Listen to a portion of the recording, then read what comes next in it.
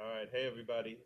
Welcome to a very special edition of Revolutionary Health. We are streaming live from Birmingham, Alabama, from the SOS, the Saving Ourselves Conference. Kudos to Marvell Terry on getting this. And we also kind of have a special show because we have like a live studio audience. So it's kind of like Regis and Kathy Lee from back in the day, or whatever you want to call it. But we're doing live. And also, my name's David Malebranche. Charles Stevens is ubiquitous. So he's in the room, but he's not here hosting today. He's in the room and he's watching very carefully.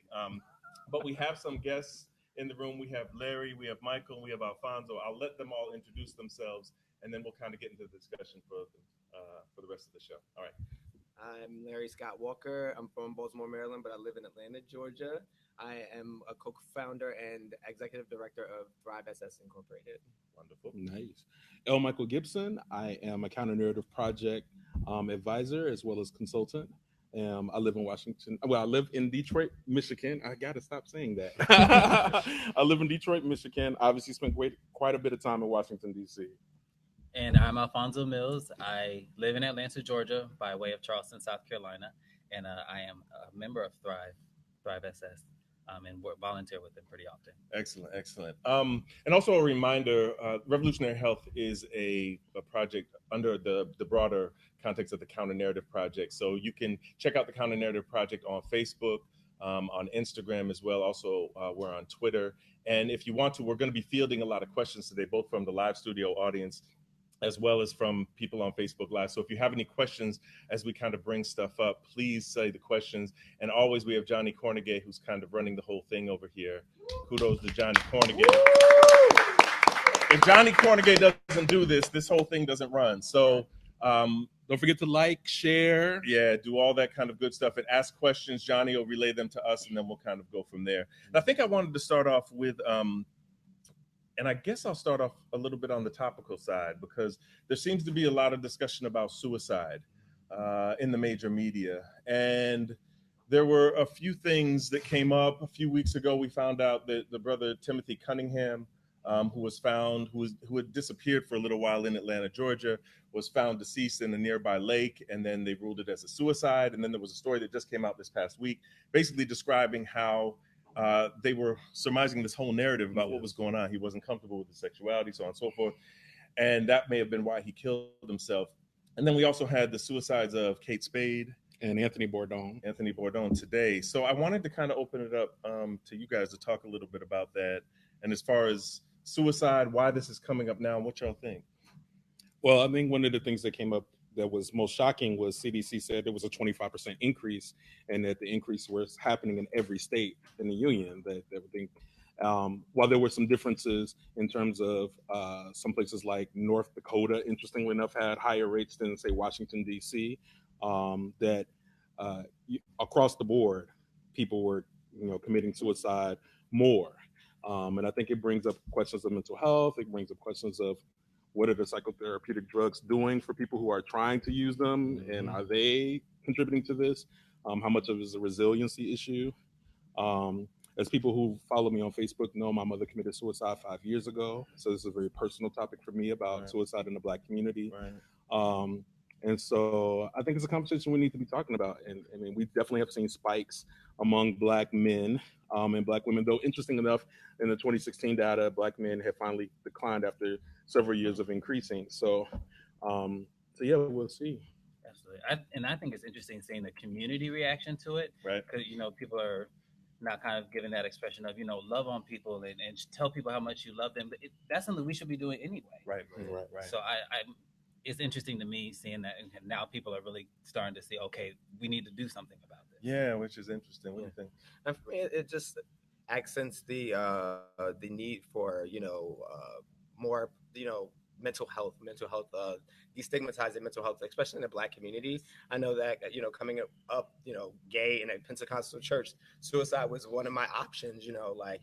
Become a preacher or suicide, not be gay. And had I not had people whom I trusted to talk to me through these moments, I definitely could have gone down that route. I think that it's time that we start to, in addition to what Alfonso said, loving on people that we love and just people in general, that we destigmatize mental health, and that we show that it's a spectrum, and that you don't have to be mentally ill to seek out help and therapy. So is suicide, like in the Revolutionary Health Counter Narrative Project, is all spent and focused on us as Black gay men. So is suicide a big issue in the Black gay community? I would say yes. I mean, certainly the drivers of it are, in terms of depression, anxiety. I do think we disproportionately suffer from those issues. I think one of the things that was interesting about the data was also that this is an intersects with gun control as an issue, and that in places where there was higher gun control, there was also less suicide through the use of guns. So, not that people need guns in order to commit suicide. People, especially men, if men make a decision to take their life, they're more likely to be successful than women. Right. Because we use a gun. Men use a gun. Men use a gun. Right. Yeah. Right. I do think we need more spaces for people to be able to unleash kind of the heavy things that they're going through, so that suicide doesn't become an option for people. Right. I think if people are able to really unpack and unleash and find someone or some place to go to where they can kind of handle the stuff that they're going through mentally, I think that kind of eliminates a lot of the heaviness and the burden that we carry sometimes. So where does somebody go? Like if we have a live studio audience that's watching, we have a live streaming audience that's watching, particularly for Black gay men, where do we go to get help if we're struggling and we're teetering on that balance of being depressed, feeling hopeless, and contemplating thoughts of suicide? Where can we go to get help? Where can we go, or where do we go? Where do we go? Well, maybe it's both. Yeah. Where can we go and where do we go? I think right now, I think people right now are just self-coping. Right. So whether that be alcohol, whether that be, unfortunately, that's, from what I've seen, that's where people go first. Right. But it takes a caring person that sees that says, what's really going on here? And I think that's the question we really have to start asking people when you see the hurt. What do you do? I think it also raises questions about what are the qualities of our friendships and our relationships. Are we giving people space and permission to be able to be vulnerable with us, to share and to talk about real things? Are we performing friendship? Are we performing, oh, this is my good Judy, we go to the club, we get high together, we do this? But are you also eliciting real conversation about real matters? Or does that person always feel like they have to wear a mask even with you? Right. And so how are we defining the quality of our friendships and relationships? Because I am constantly shocked and saddened as somebody who's always had relationships with Black gay men that were healthy in my friendship circles, that I do still hear narratives of people saying, I don't have any Black gay male friends. So I have nobody that has a similar experience to me that I can go to and talk to. Right. And I never want to do with that, because that's not been my reality my entire adult life. Right. And I think that sometimes. No question? Okay. Yeah, I want to let Larry speak. Yeah, I think to your question, I would hope that people would go to their, like Michael said, their friendship networks. We have this concept of Judy support, and we would hope that your Judys are those people that you can, be your rawest and realest self with. Right. But as a person who, has a huge friendship network and a husband, we're not impervious to feeling lonely, and it would, feelings of loneliness and despair don't skip us over because we have these strong relationships. And I think that the fact that I live in Atlanta and am a Black gay man and cannot say an agency or an organization that I can say, okay, depressed brother, go here, or talk to these people, or go, uptake this system, that's a failure. Right. Okay. So where was the question? We had a question? Yeah. Yeah. Are there any questions for the audience, or anybody want to tell stories about kind of issues of suicide, mental health, kind of hearing stories about those things? Anyone have anything they want to share? Yeah. I'm here from the northeast area, New York, New Jersey. And I remember gathering at Gay Men's Health Crisis one night for the launch of a new project, and it turned into something else because it was a Monday night event, and one of the young men partnered, good job, living in New York City, committed suicide. And the room was gobsmacked because they thought he had it all him as a resource, he had husband, and they thought he was living this fabulous life. And we really do have to deal with the inner dialogue, because there's nothing worse than, You know, everybody's talking about Kate Spade was worth $200 million. Right. So it's not money. She was living, you know, a fabulous life. So it's not location. It's something that is real to, as you were saying, just, you know, the coping mechanisms of mental wellness that we don't talk about. Right. And just a reminder, those of you watching live, ask questions, like us, but send us your questions or your experiences or your thoughts about this stuff. Yeah, it's kind of interesting. And I think to what Michael said about when we look at like the quality of our relationships, like you could have a Judy, like you could have someone you could hang with. And so we could call one of our boys that we know for a while and be like, oh man, girl, the other day I got fucked by like 3 guys at the same time. And everyone nutted up in me raw, like, you know, man, that shit was hot to me. And we'll be like, okay, so wait a minute. So was there anything going on with that, or is something going on with you? What's happening? If that's something that person doesn't necessarily engage in, maybe you could talk to them about like, hey, what's going on, or what's happening with you, instead of saying, oh, you better get that dick. You know, sometimes we'll just kind of co-sign on stuff like that where someone may be actually crying out or saying like, I got really drunk, I couldn't remember what the fuck I did last night. And so we should say, well, what's going on? Is everything okay, boo? Like, what's happening? So how are we interacting with each other as friends where we're holding each other accountable or saying like, hey, okay, that doesn't sound quite right, or that doesn't sound quite like you. What's going on? Can you tell me about that? And then we can kind of go from there. To your point, I think that it doesn't always have to be like you physically look depressed. You said something that presents itself to be high risk or, you know, bad for your health. Sometimes we're good at, you know, keeping up facades. I mean, a person could be purporting to life being too great, overly great. You know, everything is fine. My man loves me. My job is great. You know, and I think it's just important, regardless of what vibe you get from the tone of the conversation, that we always remind ourselves to check on our friends and say like, you know, where are you? Like, I know that you just said everything was great and your man is fine and everything like that, but like, how do you feel? Like, and there's a lot of things that are going on right now all at once that can contribute to a Black man feeling really diminished and on the brink. And I think that is important that regardless if we're at the fucking Six Flags, I don't know if we curse on this. I already did. You already about to say. Yeah, David's already broken that I already chair. gave y'all the go ahead on that. Like the Baltimore's gonna be out, but like, you know, if we at the Six Flags, I think that it's important that we still check in and say like, are you good? Everything good with you? Right. So and not let your friends skirt by with just, you know, oh yeah, I'm fine. Yeah. Make sure that you get a real answer. Right. I also think it's important for people to know. I mean, one, suicide prevention programs have been failing, which is part of what also the reports were talking about, the fact that even institutionally, we really don't know what to do around suicide, and that we really only know what to do if somebody expresses suicidal ideation. You know, and so like when I used to run a youth center, even though, you know, we talked about where people can call the Trevor Project if they're a kid and they're suicide, and their suicide hotlines are apparently one of the few success stories in this narrative. Was asking, you know, when somebody says that they are having these thoughts, you know, do you have a plan? Would be the first question. And then the second question, do you have the means to carry out a plan? Right.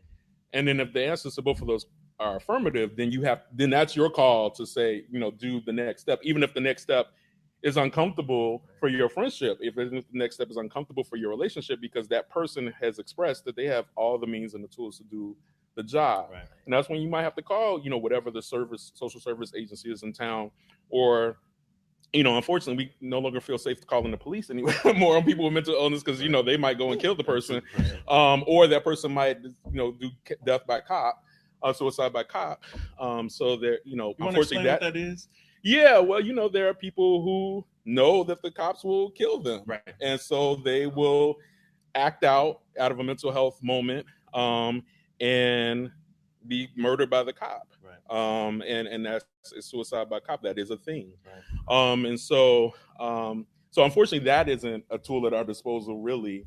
But, you know, whatever other agencies or programs that might be available, you know, seek them out and help people get there. Yeah, I think some of the other thing that I comes to mind when we're talking about suicide, like, we talk about suicide and people think it's just a one-time thing that happens. And my experience with suicide, especially with us as Black gay men, is we tend to commit suicide slowly. And it's not necessarily that you take a gun and put it to your head, or you take all the pills and you sit in the bathtub and drown. But it's like small things, like you stop going to your job. You start acting out at the job knowing that you're going to get fired. You start distancing yourself from your family. If you're HIV positive, you stop taking your meds and stop following up with doctors. And if those steps along the continuum, people don't actually come in, those of us that are in the community, and say, hey, what's going on here? Are you okay? You need help, this, that, and the other. All of a sudden it comes to the point where all of a sudden you're getting a Facebook post or an Instagram post where the person is saying, oh, brother man is in the ICU. He's on a ventilator.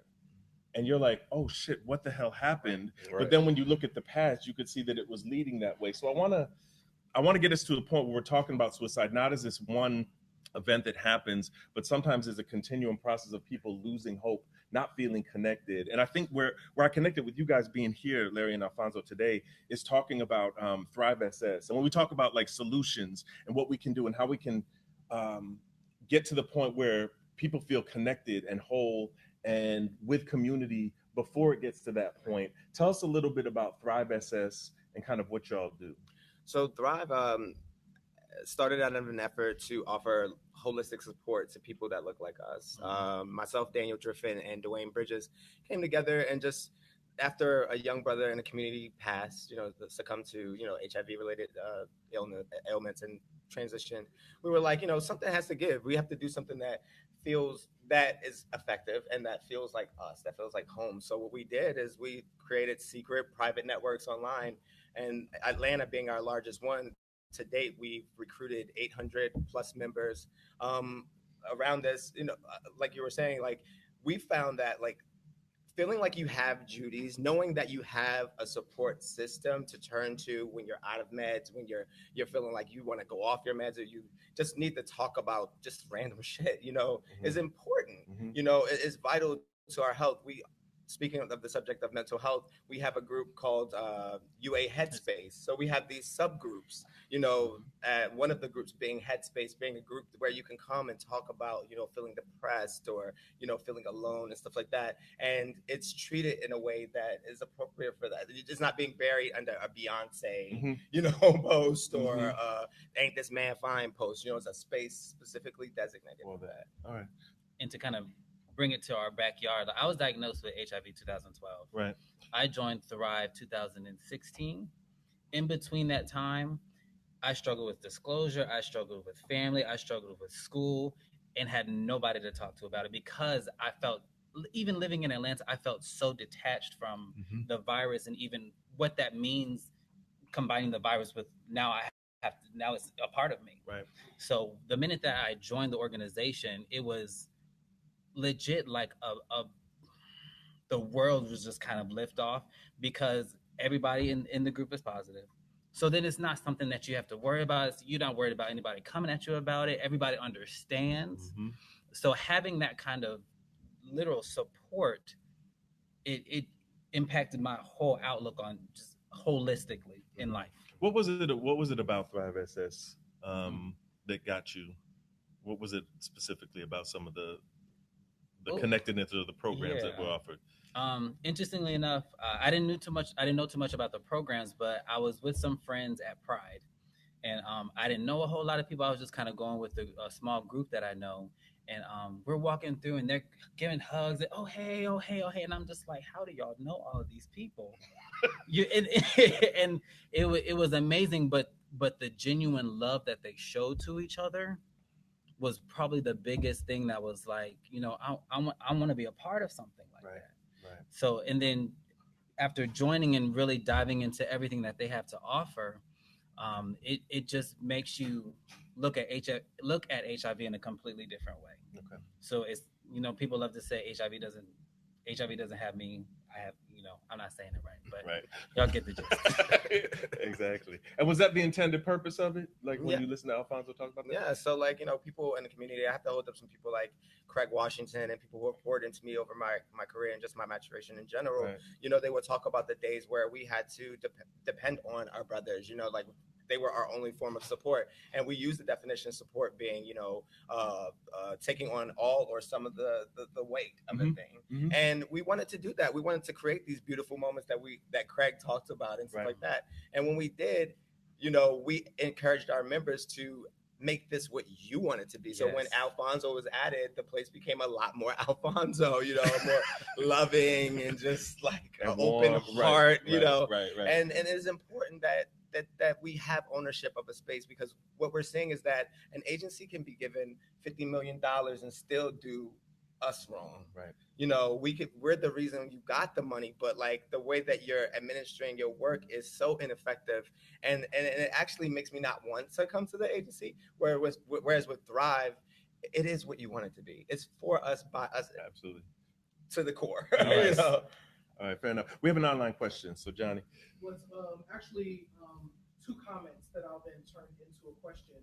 This is going back to the conversation that we were having about mental health and suicide.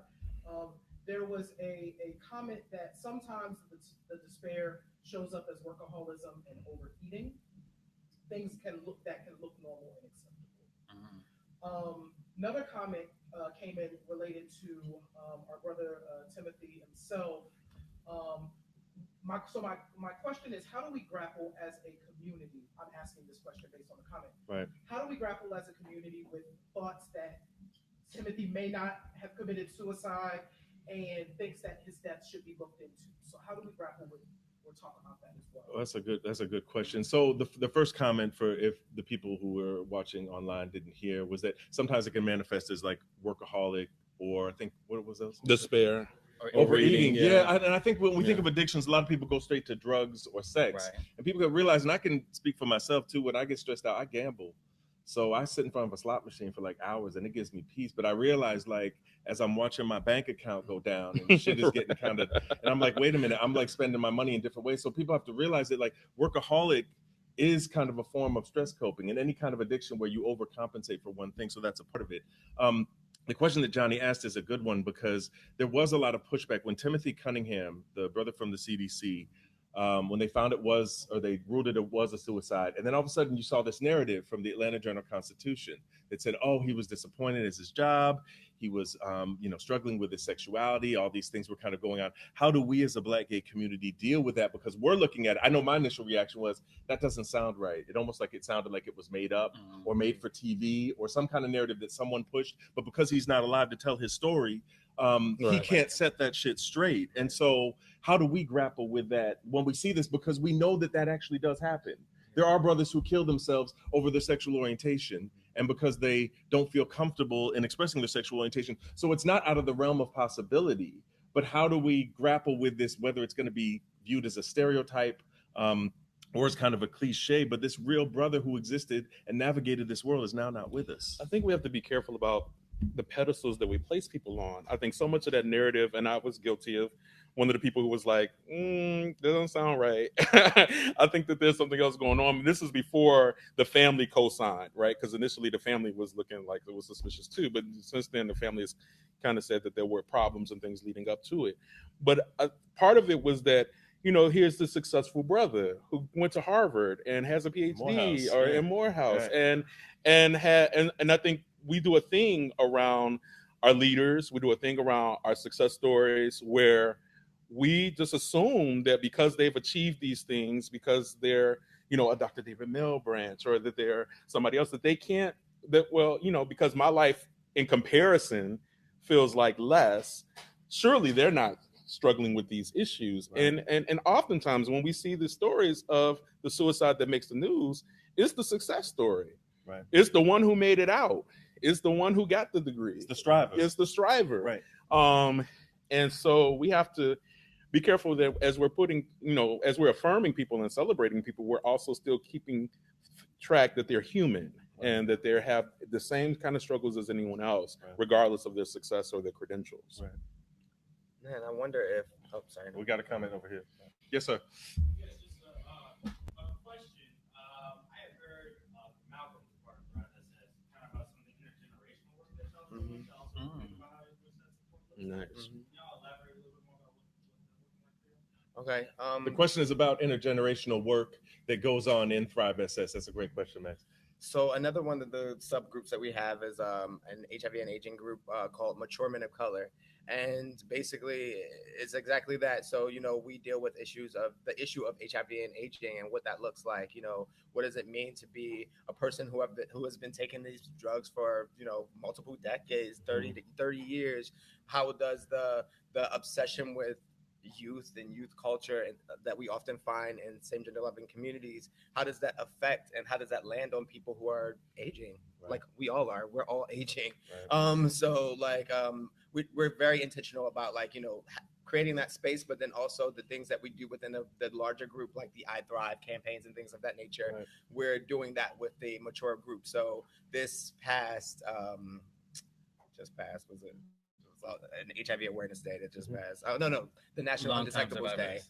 The Long-term National survivors. Undetectables Day, which is a day that we kind of coined last year. We released a Silver Lining Project campaign that featured all long-term survivors, everyone over 50 and above, all same-gender loving, shot by a same-gender loving brother living with HIV who's over 50, so really just emboldening them and listing their voice and experience, because it's vital. It's vital that we have that to kind of like lead us forward. Absolutely. Now, how about as far as like, because I hear you saying like you have a group for mature brothers, but the interaction between the generations, were you just about to say? Yeah. Right. There was an amazing event that they had a couple of weeks ago called Bridging the Gap.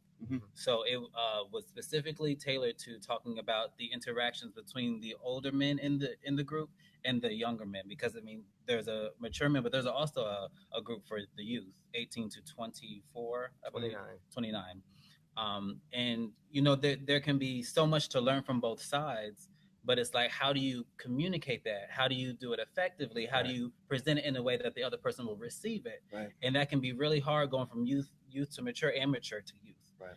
So some of the jewels from the conversation was that we have to be very open and intentional when we're communicating those things to other people, so that they know exactly where it's coming from, and making sure that it's coming from a good place. Because when you come at somebody malicious, that's not spreading the love that the group is really meant to be about. Right. And it's interesting because I think sometimes intergenerationally we have miscommunications, because obviously you'll look at baby boomers, and I'm Generation X. Baby boomers may communicate different from Generation X, from millennials. And then you have this kind of dynamic going on where somebody thinks an older brother, if he's hanging out with a younger brother, automatically there's some kind of inappropriateness going on. And even the fact that someone would view that as inappropriate already kind of put a spin on it at the beginning. But having these kind of intergenerational things, and then you say, oh, well, the young brother must be going after this dude for a sugar daddy, so he needs money. He's just trying to fuck him because he needs his bills paid, or he needs this, that, and the other. And the older brother is just basically going after this younger cat because he's trying to relive his youth, or he want to make sure that he still got it. Right. And so how do we kind of combat those things? How do we communicate with each other in a way that's actually honest, non-stigmatizing, healthy, and actually acknowledges that it may be okay for someone who's a baby boomer to date someone who's younger, or someone who's younger to date somebody who's older? How do we kind of navigate those conversations? Quite openly, this event, the event that Alphonso is speaking to, actually stemmed from an event that we have called Wine and Words, where that came up. A younger brother is like, I'm tired of all the old men wanting me and coming on to me, and it's just like, we had this amazing conversation that kind of like pushed the limit of our time limit. So we were like, this needs to be like a community forum, and we're actually having the second part of this community forum. Right. So it's just honoring both sides. We get that, we hear this, we know that this is coming from a real place for you, but like, what about this? What about what you just held up? The fact that just because you're over 50 doesn't mean that you can't like somebody in their 20s, right. and vice versa. Like, and actually calling the truth to that fallacy. Like, come on, let's not do this to each other, because we're all same gender loving. We're all dealing with the same shit, right? Living under the same oppressive ass system. Okay. So let's have this conversation and let that be it, and continue to have the conversation. And to even have a mature ass conversation, like to say, like, I'm 49. If I see somebody who's like 20 something, and I can acknowledge, like, yeah, you're fine as hell. Yeah. I may not want to go there with you, or I may not feel you're ready or I'm ready for this kind of stuff, but you are fine. You're beautiful, brother. Yeah. And, you are a gorgeous, gorgeous man. May not be for me, or, we may have some challenges, but I want to affirm you and say that I'm attracted. I still think you're fine. So there's nothing wrong with it. Push back against this narrative of this always this predatory older person. I mean, because I'm 43, and quite frankly, what I get from apps is generally somebody 15 years younger than me, trying to, hey, I'm mature for my age. I only like older men. I don't, you don't look 43. Let's, it works both ways. It's not always this predatory older men trying to get the young goods. A lot of times it's the young, I don't like messing with people my age, right? Like, so let's call the thing, let's call the thing a thing around this. The other thing I want to say is I'm really excited to hear about your program. But I also know that there are people who are watching who are always like, well, if I'm not part of like some paid program or a funded program or something like that, then how do I have access to these things? Or if I'm not someplace where Thrive SS exists? And I can say that I live in Detroit, and one of the things that we did when we recognized there was a gap, both intergenerationally and for men of size, was we created the Black Bear Brotherhood of Detroit. Nice. And it was a monthly potluck, and we very intentionally invited people across the age spectrum. Mm-hmm. So we are, our oldest is like in his late 50s, and our youngest has been like in their late 20s. And the conversations are rich, and they do, and for me, having come out in the 90s, that was normal, right? Like I had access to elders who would talk to me about the good old days, and I could talk to them about what was going on now. Right. And I think that the apps and the lack of club spaces and all of these other things have made these barriers to where older people feel like they can't talk to young people don't feel like they can talk to older people. And I think that we have to intentionally create spaces, and even like a monthly potluck. It wasn't a whole lot out of my pocket, and then to say, hey, you bring what you can bring. If it's a bag of ice, bring a bag of ice. And that's something that anybody can do in any community, as long as they're willing to open up their home or open up a space for it. We had a comment or a question back here. Hey.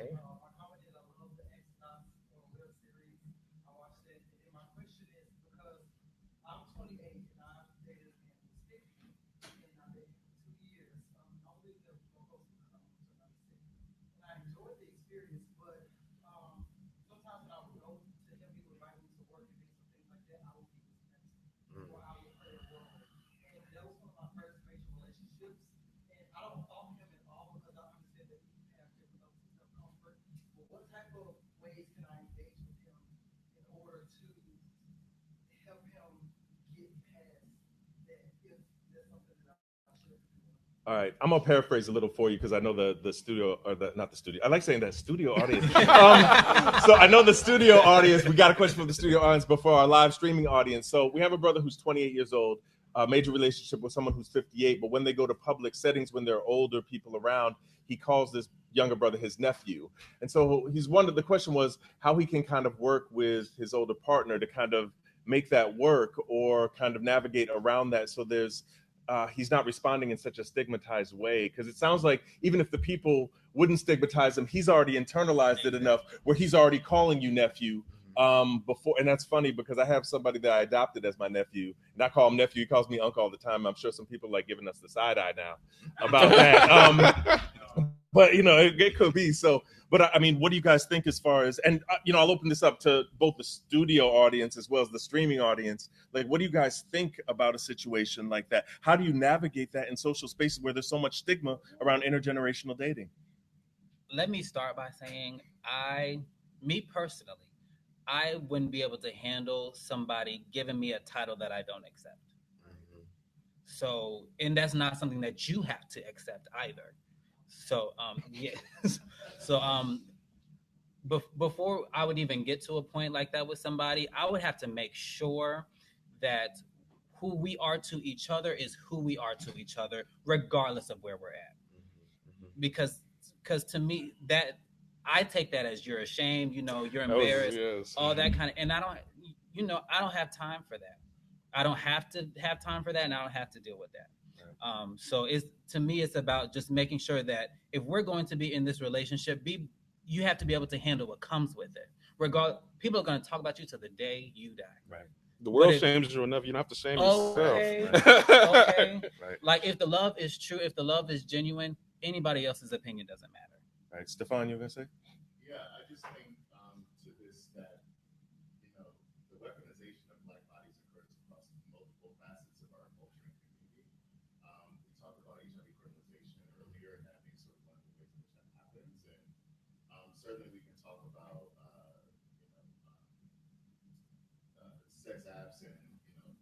racial sort of that dynamic, but I also think it happens in the way in which people feel like predators when they engage in relationships with people who are younger, because that is the context around how we've been taught this is what it is. And there's a fortunate way in which I think 20-year-olds and even some 30-year-olds are still to this day infantilized. And that perpetuates that process, I think, on so many different levels.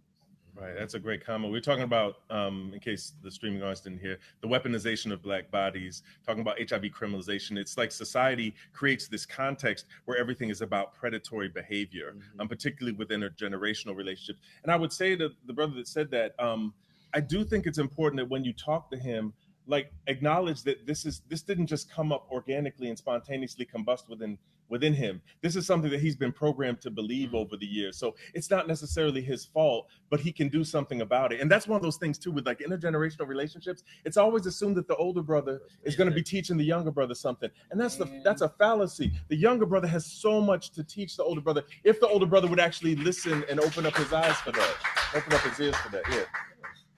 I'm gonna say.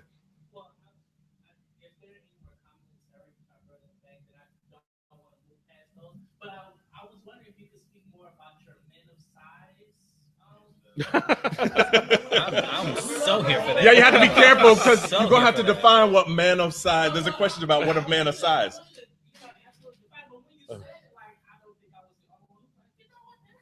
I loved it. I mean, there's obviously been a Black Bear movement that has been progressing over the last decade or so, including. Now, what does us of size mean?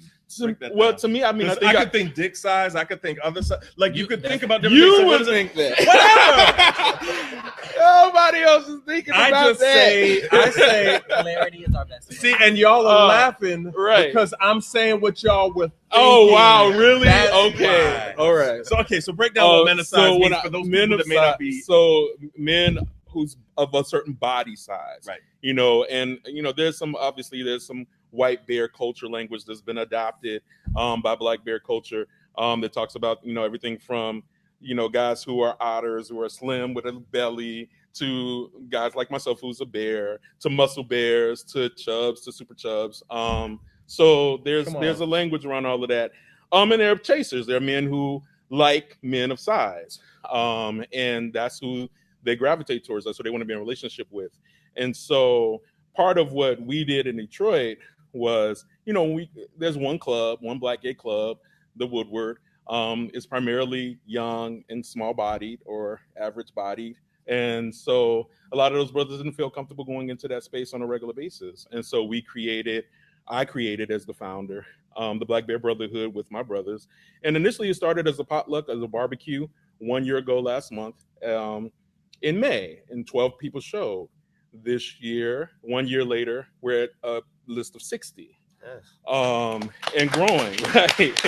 And Counter Narrative Project has been wonderful about supporting the work that we're doing. Now we're getting a little bit more political. We're doing some voter education and voter registration work this summer, which was not what we started as. We literally just started like a bunch of brothers coming to sit, eat, talk, listen to music. And out of that, people are starting to develop relationships, and people are starting to develop really tight friendship networks. And when we see each other out, it's like, hey, Black Bear Brotherhood, brother, which, feels great. We're creating community for each other, for people who felt, in many cases, isolated because of their size. I mean, because so much of mainstream gay community is about musculature or leanness. And not everybody has that body. Right. So, yeah. Charles Stevens.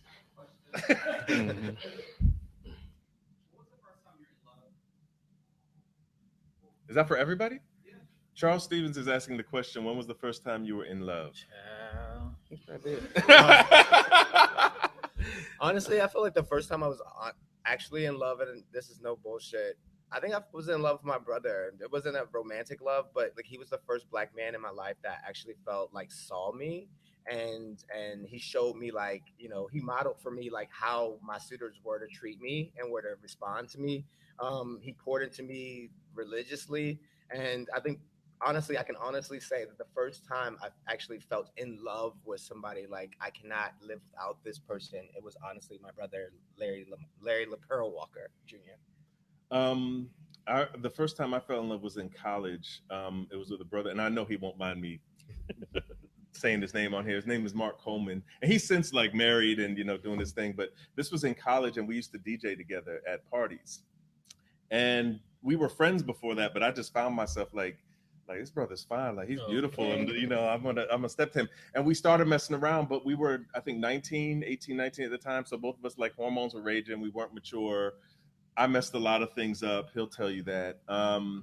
And I remember when he finally like cut things off from me, he was like, I can't do this. You're not comfortable with yourself. And he kind of just like dumped me. I remember I sat in my dorm room and I played, oh Lord, I was a DJ, so I had vinyl. And I played Patti LaBelle's If Only You Knew.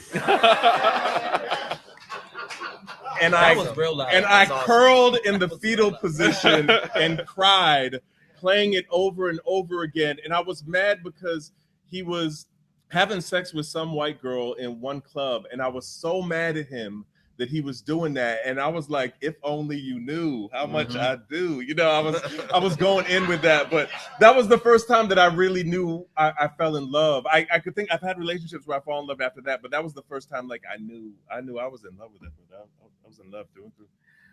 I was 16. He was 23. He thought I was 19 when he met me. I did not correct him until I turned 18. And we were, a very fiery young couple. Lots of breakups, lots of getting back together. We were our R&B song by Keisha Cole. It was very intense. First love is extremely intense. I don't know that. There's just an abandon in which you do it when you're young that you're much more reserved about later in life. Right. But yeah, we went back and forth 2 years, a lot of breakups in those 2 years. And then finally it just was like, it's time to call it quits permanently. Mine was in college as well. Freshman year, didn't really know much, but and I didn't really grow up around a whole lot of gay people. So I was at Morehouse, and there's a whole bunch of not black gay men, but just black men in general. So I'm just you can. I ain't gonna say that. I ain't gonna say that. But no, I think I fell in love because I didn't know what I was doing. So I didn't know what a relationship looked like. I didn't know what being with a man looked like. But he walked with me and we both just kind of figured it out at the same time and gave each other the space to mess up and not necessarily do everything the way we would have liked to, but to continuously work hard towards it. And we only lasted like maybe 8 months, but we messed around until graduation. So it was, I don't know what it was, but I guess just having that one person that you kind of toughed it out with to kind of figure out what you like and how I'm going to do this, and we stuck together with it. So that was the guy. All right. Just a reminder to the audience, if there's any questions, and studio audience, any questions, comments. But now I know we've been jumping all over the place, especially with the love question later on. One of the things, and we'll be wrapping up in a little bit, but one of the things that I'm hearing, and after listening to Larry talking and then listening to Michael talking about Thrive SS, and I see Richard over there filming, but you talk about He Is Valuable and the wonderful, the wonderful organization and promotion that we're seeing with He Is Valuable. The narrative that I'm hearing all the times is that we keep waiting for someone to save us when the answer is within us all the time, and whether it starts off as like 2 people. Or 3 people, you can see how it can expand, because Thrive SS started with how many? Within the first week, we had about 80 people, but within that first year, it was like 250. Yeah, and now it's at 800. 800. And you see going from like 12 to 60, whether it's on a small level or a big level, like we can start these projects. And if we keep saying there's a deficit here, and someone will say you'll go to a conference and you'll see somebody presenting. And this is how I got into research with Black gay men, because I remember seeing a Latino brother talking about machismo and sexual risk behavior among Latino men. I was like, you know what? These same themes come up with Black men. Do you research any Black men? And he said, you know what? That's a good idea. Why don't you do that? And I was thinking to myself, and I didn't get offended by it, but what I said was, you're right. So I said, let me go ahead and start researching it. And that's what I started to do. And that's what I tell people now when they say, well, you're just talking about black gay men or black same gender loving men. Why don't you include white men or Latino men? So that's a great idea. Go ahead and do that. Go ahead and do that. That's a great idea. So I guess wrapping up, we talked a little bit about mental health. We talked about suicide. We talked about affirmation, starting organizations, intergenerational love, our first love. So we've covered a lot. I'll start with Alphonso. We can go across the line. Like, what would you want to tell the audience? And I think something affirming we have to end with, because sometimes we get bogged down in talking about depression, anxiety, suicide. And for someone who's watching out there, there's a black same gender loving man watching this somewhere and maybe watching this later. And he may be in a rural area of the country. He may be in a big city. He may be in a relationship and feel by himself. What do you tell him?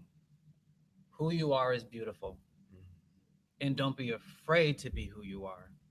Because the minute that you do is the minute your entire life is able to point you in the direction you're supposed to go. All right. The only thing that's constant is change. You have to be here for the change.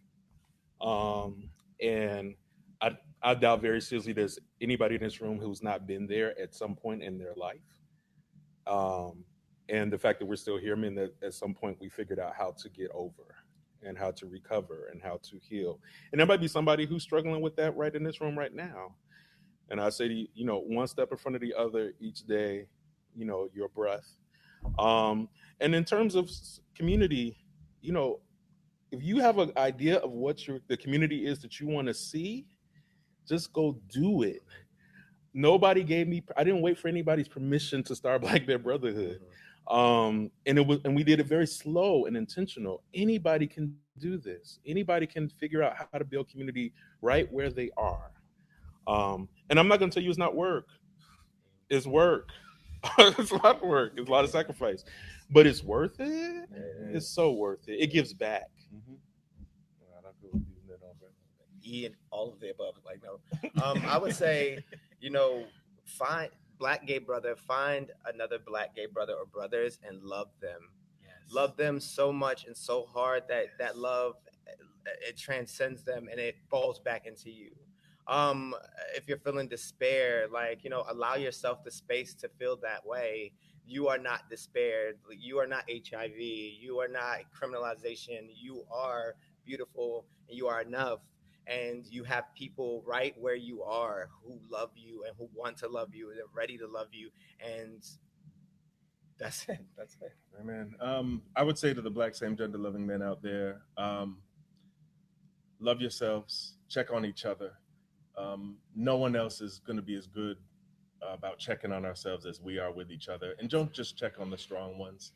I keep hearing that now, that we have to check on the strong ones, check on the people that are strong, check on everybody. Make sure you check in. And for the older brothers out there, again, I'm looking at 50 in 6 months. We may not have biological families that'll have our backs in case something happens to us. So we need to start preparing as we become elders and look into doing things like powers of attorney, durable power of attorney, getting your living will situated, and having the people that you want to make decisions for you make decisions in case you're incapacitated and you can't make it yourself.